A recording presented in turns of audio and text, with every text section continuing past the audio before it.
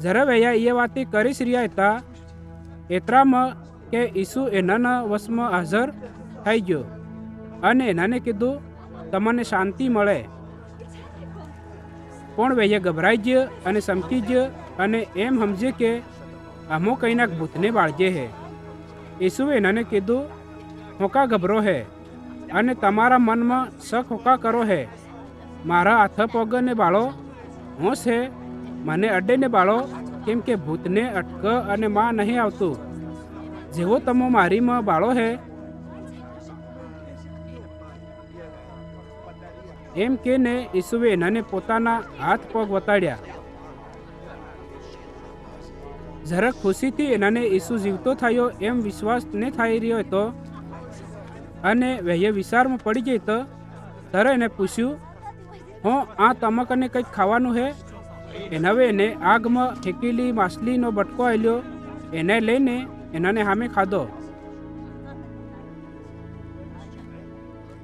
ફેર એનાને કીધું, આ મારી વહ્ય વાતી હે જે મેં તમારી હાથે રહીને તમને કીધી હતી. જરૂરી હે કે જેટલી વાતે મૂસાના નિયમ અને ભવિષ્યવક્ત અને ભજનની ચોપડીમાં મારા બારામાં લખેલી હે બધી પૂરી થાય. ત્યારે ઈસુએ એનાને પવિત્ર શાસ્ત્રમાં લખેલી વાતે સમજવા હારું મદદ કરી અને એનાને કીધું, એમ લખેલું હે કે મસીહ દુઃખ વેઠે અને ત્રીજે દાડે મરેલા મોહ પાછો જીવતો થઈ જાય અને યરુશલેમ શહેરથી લઈને બધી જાતિના મનખામાં પાપ છોડવાનો અને પાપની માફીનો પ્રસાર એના થકી કરવામાં આવે. તમો એની બધી વાતોના ગવાહ હે. અને બાળો, પવિત્ર આત્મા હું તમારી કન મોકલી જેનો વાયદો મારભાઈ કર્યો હે. પણ જ્યારે તક તમો હરકથી સામર્થ નહીં મેળવો ત્યારે તક એના શહેરમાં વાટ જોજો.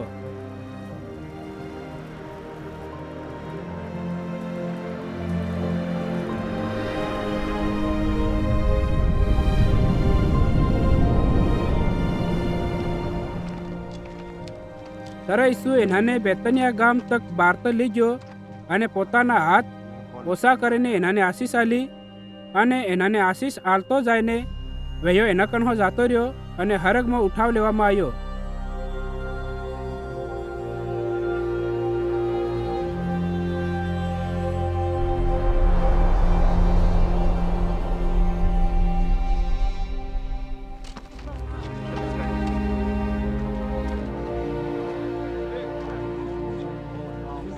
ત્યારે એનાવે એની આરાધના કરી અને ઘણો ખુશ થઈને યરુશલેમ શહેરમાં પાછો જતો રહ્યો અને વૈયા લગ દરિયે મંદિરમાં ભેગો થઈને પરમેશ્વરની આરાધના કરી કરતો હતો.